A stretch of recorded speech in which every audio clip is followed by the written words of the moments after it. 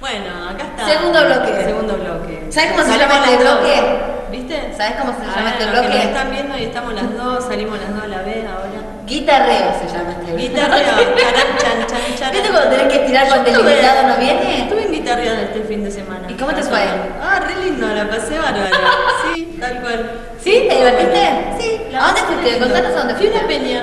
una peña por acá cerquita, por el pleno centro en realidad, a ver no sé, banda folclórica, no sé cómo llamo, no es mi, no estoy acostumbrada, no es el género que suelo andar, pero la pasé bárbaro, la gente la verdad que es muy buena onda. Ya había estado hace un tiempo en un festival folclórico y es la misma gente, o sea, como que ya te saludan y está como que ya lo tenés de está vista. bueno, sí, me Mirá sentí qué muy copado. a gusto, muy familiar, está muy bueno, lo recomiendo al que pueda ir o se sume.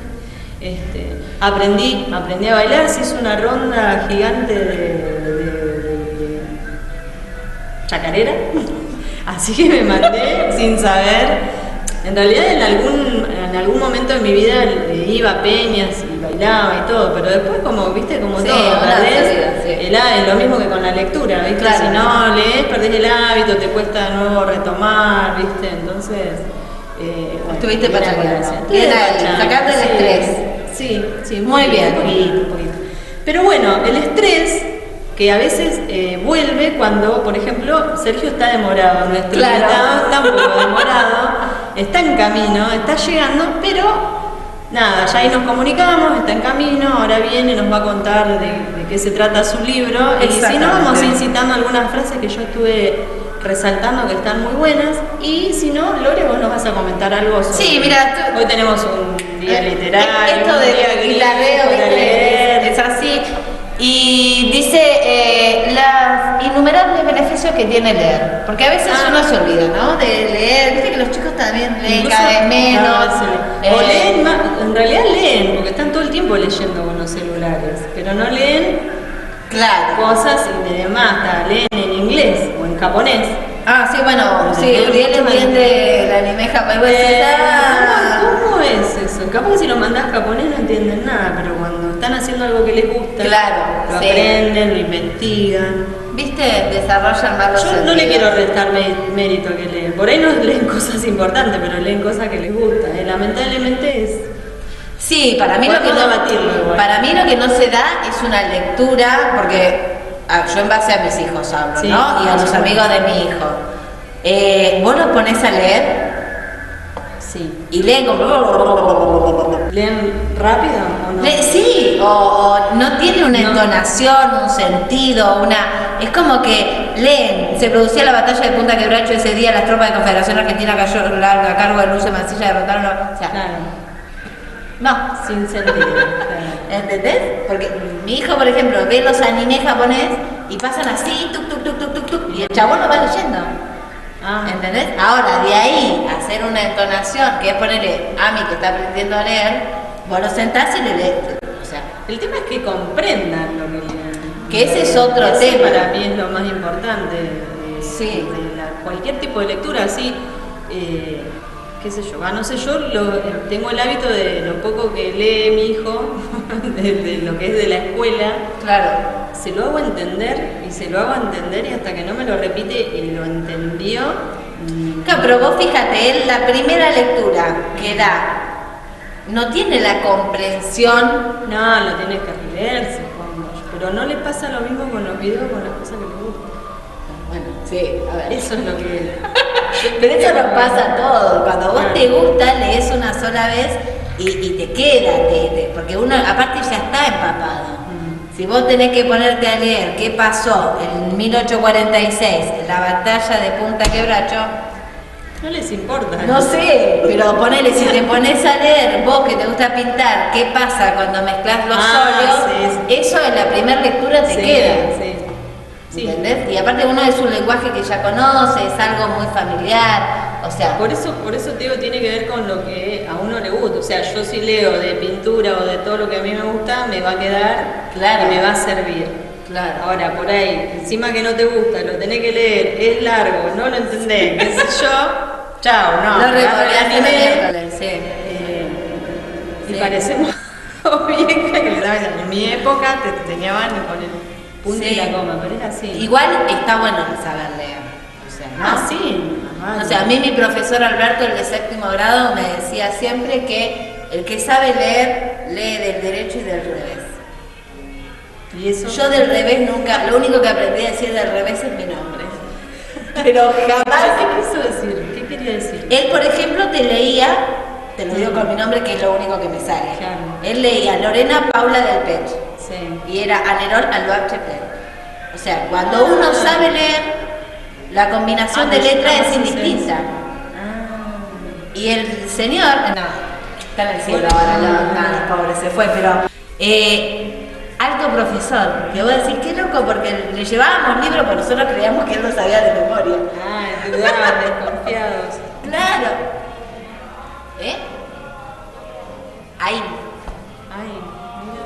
Y yo sería. Eso por eso le Ahí llegó, no vamos a tener que guitarrear más, qué copado. Alivio total, llegó nuestro querido. Muy bien. Que pase nomás. Que le vamos venga. a hacer sufrir ahora a él. Le vamos a dar la bienvenida a Sergio de Garzábal, Totalmente. autor de. Ya no sabíamos cómo más guitarrear este Vamos, bloque mirá. sin voz. Hablando sin saber, ¿lo ubicás el programa? Bueno, más o No menos. me habías dicho así. Sí, te dije, no me hagas quedar mal delante de las cámaras. Mirá que nos fíjate está ahí, viendo apenas un montón de gente. Claro. Bienvenido, Sergio.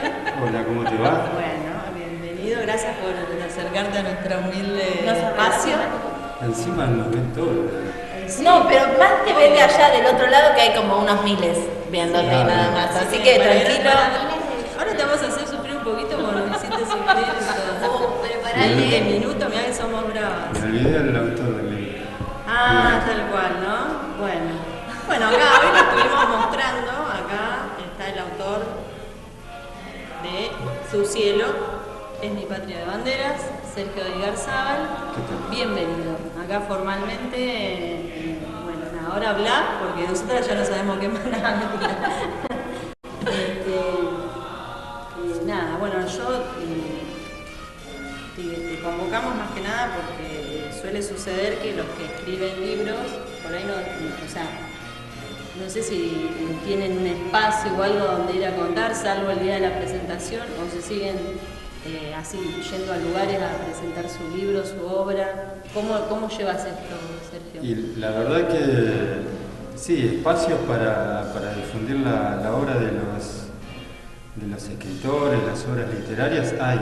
El problema es que ese espacio se dificulta para los nuevos autores, para los nuevos escritores. Por lo general los espacios que existen, lamentablemente por esta sociedad en donde uno de los valores más importantes es el éxito, Claro.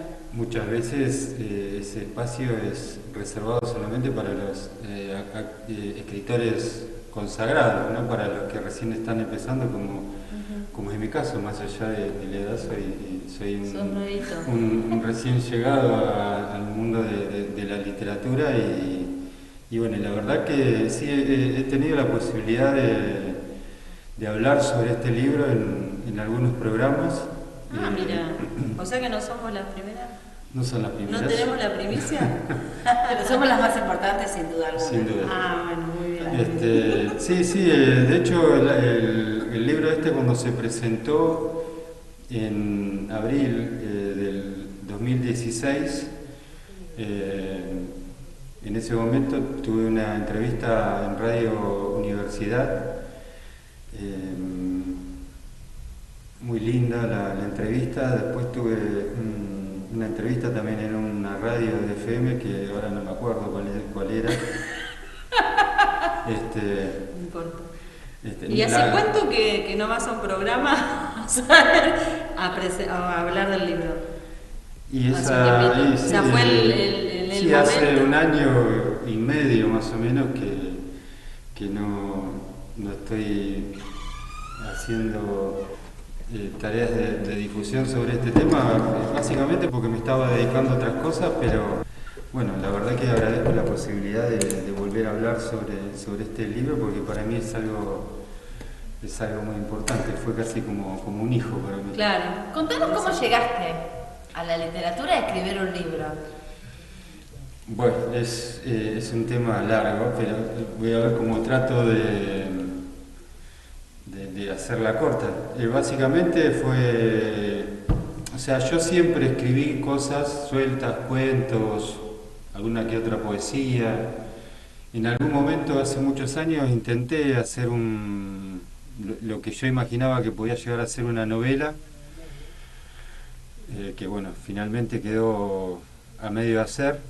Y esta novela la empecé a escribir en realidad no como con la idea de escribir una novela, sino con la idea de ocupar un tiempo. Fue un momento, diría, como una bisagra en mi vida, porque fue un momento en el que, por distintas circunstancias, una buena parte de mi tiempo, que yo hasta ese momento lo dedicaba a la militancia, por distintas circunstancias que no vienen al caso en este momento, de pronto me encontré con una enorme cantidad de tiempo vacío y en la vida de un militante eso es difícil de sobrellevar porque, digamos, cuando uno está comprometido con la actividad militante, el tiempo no sobra y uno está todo el tiempo haciendo cosas en función del mundo que sueña, ¿no? Básicamente. Y yo hasta ese momento, la mayor parte de mi vida, de mi día,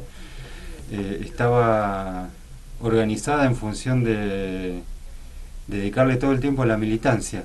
Y bueno, como decía recién, por distintas circunstancias, en un momento eso cambió. Me encontré con mucho tiempo ocioso, con lo cual empecé a escribir una historia que, vuelvo a decir, al principio la verdad que no tenía ni la menor idea de que iba a terminar siendo una novela, porque fue casi como una especie de rompecabezas que fui armando. Fueron ideas que me empezaron a aparecer, personajes. Igual la novela tiene que ver con la militancia. Sí, totalmente. Así sí, tiene que, que o sea, ver.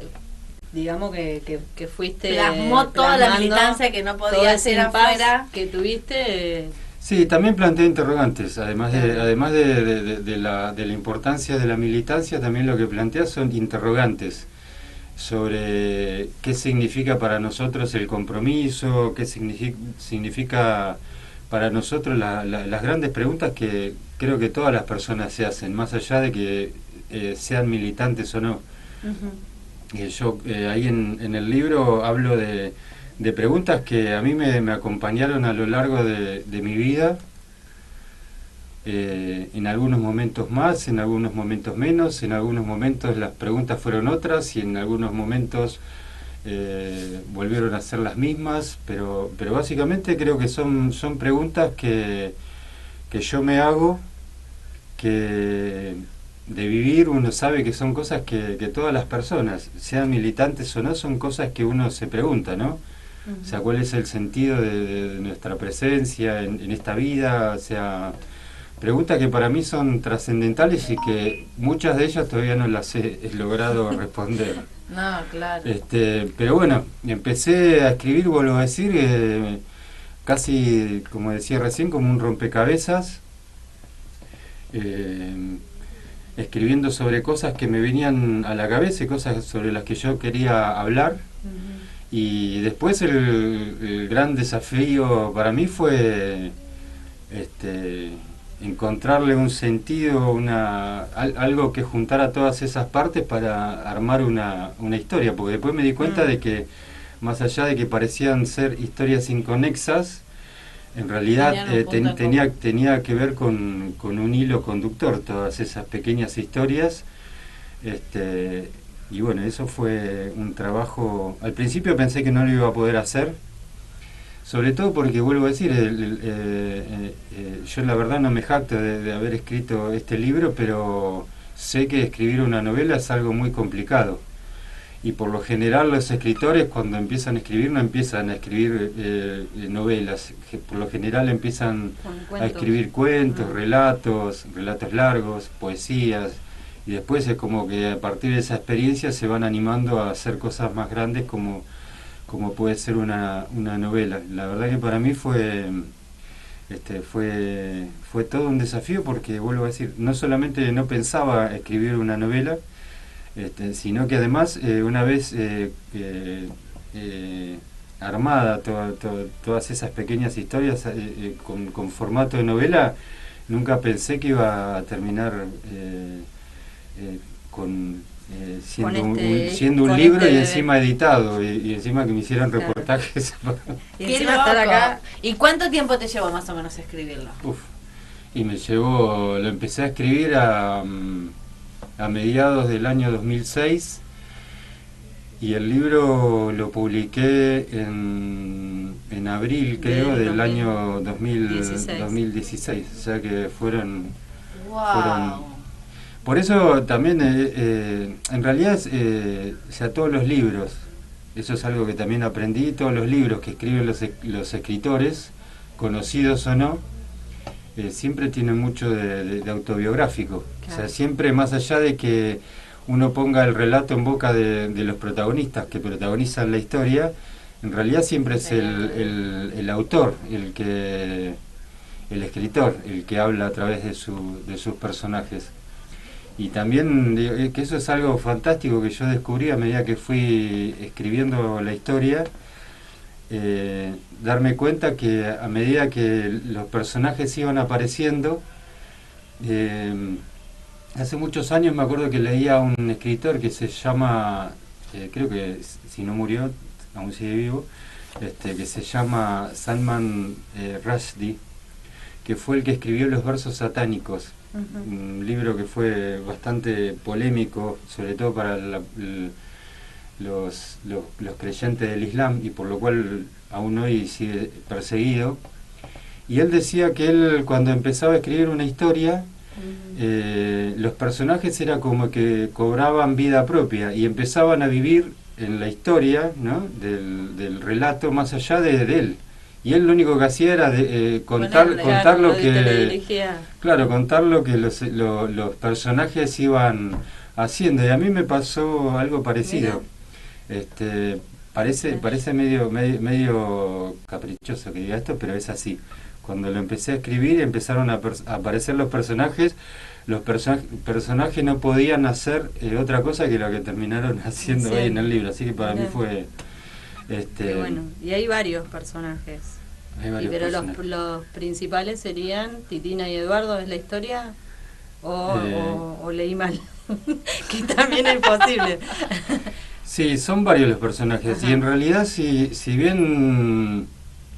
Y que bueno, que también tiene que ver con esto que contaba de cómo los personajes van teniendo vida propia. Yo a medida que lo iba escribiendo...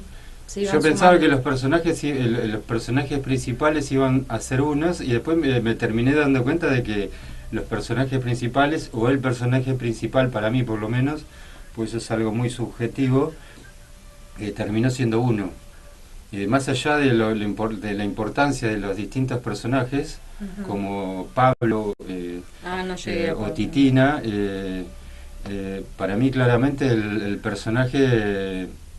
Digamos que el gran héroe de la historia para mí es Eduardo, que empieza como un personaje timorato, medio mediocre. En realidad la historia es como un poco la historia de Eduardo y de cómo Eduardo va pariendo otro Eduardo a medida que va transcurriendo la historia. Y termina siendo de alguna manera para mí el gran protagonista y el gran héroe. Yo que no lo leí, contame dónde está situado en la historia, en qué momento, Bueno, la historia, el momento principal de la historia transcurre en los años 70 básicamente, si bien empieza antes, el nudo principal de la historia transcurre en los años 70, principalmente en los tiempos de la dictadura militar. empieza un poco antes, en el año 74, 73, y termina, en realidad el final del libro es a fines del 82 con las grandes movilizaciones, no sé si saben, pero bueno, a fines del año 82 hubieron muchas y muy grandes movilizaciones populares, todo en función de la aparición con vida de los desaparecidos de la dictadura militar, una movilización masiva en ese momento empezaron a aparecer y a desarrollarse los movimientos de derechos humanos que conocemos, como las abuelas de Plaza de Mayo, las madres, la Asociación Permanente por los Derechos del Hombre.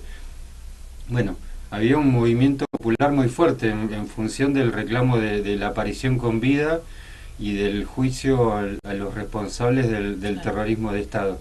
Entonces la historia termina, si bien termina en el año 82, el epílogo que está al final, obviamente, por eso es epílogo. Igual está bueno que no todo el mundo por ahí lo sabe. Hoy estábamos hablando de que los chicos por ahí no leen tanto, entonces por ahí no tienen, claro, están con la tablet y no. Claro. Sí, en el libro no aparecen tablets ni celulares. Está situada en otra época y está muy bien situada. Lo poco que leí me hizo recordar esa época. Me la contaron, no soy de esa época, claro. Claro. No, pero sí, está tan bien situada que yo lo que fui leyendo te transportó. Me transportó, exactamente. Bueno, qué bueno. Bueno, y como decía, el epílogo ya es bastante más cercano, porque en el epílogo la que habla es una protagonista que está muy de pasada a lo largo de la historia. ¿Que Julieta? No, que es la hija de uno de los protagonistas que en ese momento donde transcurren los hechos de la novela era bebé. Fue una bebé apropiada y el epílogo transcurre en el momento de los juicios a los terroristas, sobre todo en la última etapa que se abrió con los juicios a los responsables del terrorismo de Estado a partir del año 2004, 2005, en donde muchos hijos de desaparecidos empiezan a recuperar su identidad, básicamente porque fueron apropiados, ¿no? Y durante muchos años no tuvieron la posibilidad de saber quiénes eran. Pero bueno, la historia, como decía, habla de eso, habla de esas grandes preguntas que, como decía recién, nos hacemos todos, creo yo. Capaz que no quiero pecar de arrogante, pero creo que son cosas que todos nos preguntamos. También habla de cómo frente a determinadas situaciones traumáticas o situaciones difíciles o situaciones límites, si queremos ponerlo así, cómo actúa el hombre.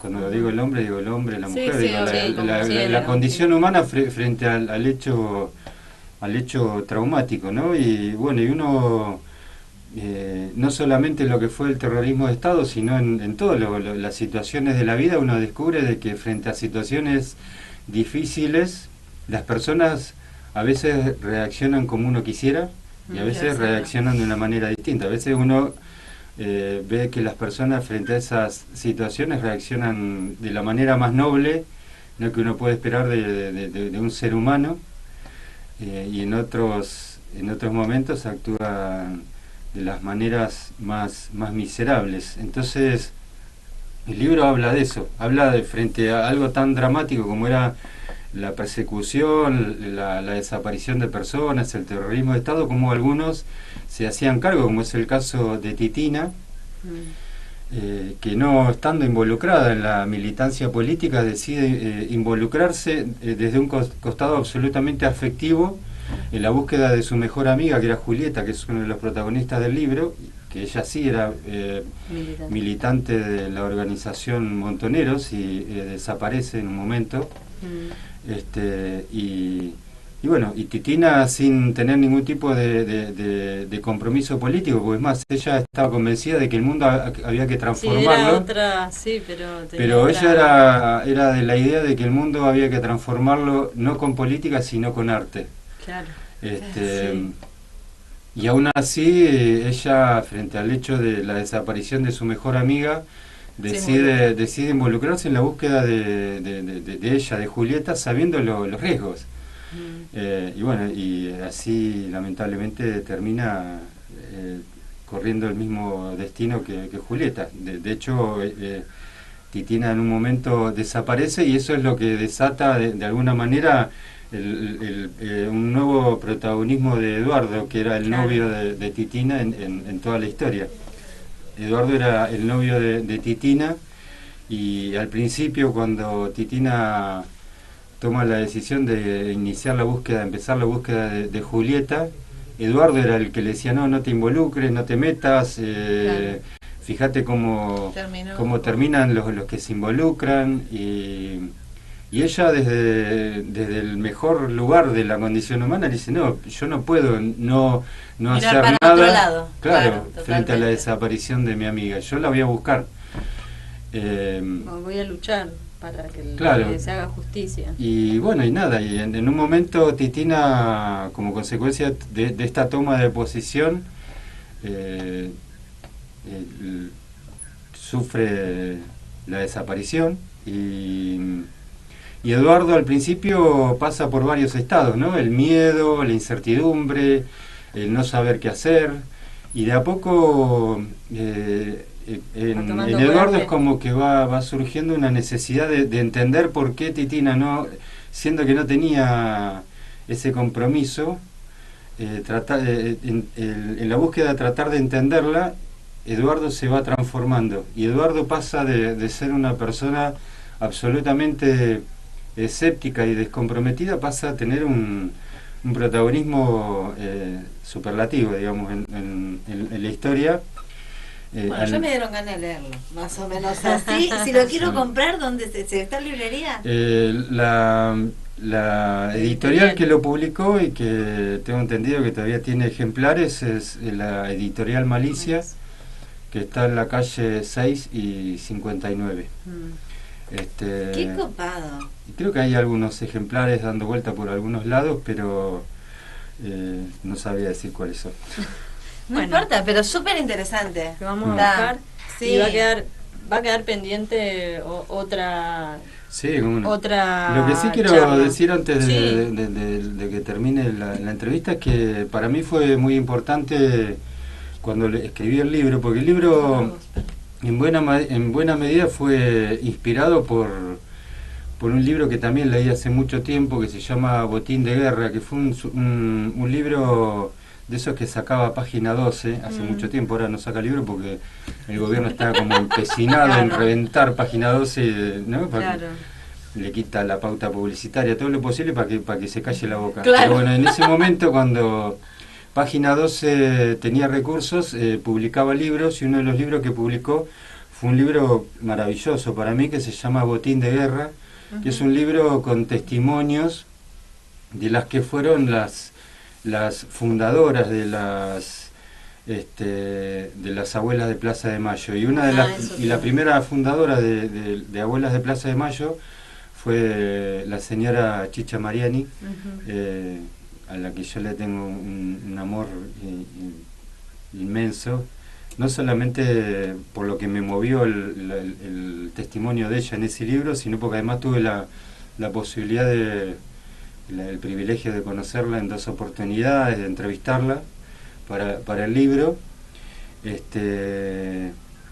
y por eso el libro está dedicado, ¿no? A ella, claro. Sí. Así que bueno, no sé si lo estará escuchando, pero bueno, si lo llega a estar escuchando o viendo, le mando un fuerte abrazo y le deseo... Y si no, le podés decir que se puede meter por el canal de YouTube de Radio Central Autónoma, porque está grabado. Exactamente, queda grabado. O sea, todo esto que dije... Todo esto lo vas a poder todo lo vas a poder ver y todas las veces que quieras. Por eso podés volver cuando quieras. Bueno. ¿Y en la actualidad estás con otro proyecto? No, en ese tiempo en el que salió este libro también había participado en un libro de relatos, que bueno, no lo traje acá, pero bueno, en otra... Lo vas a tener que venir claro, para hablar sí o sí, no te va a quedar otra.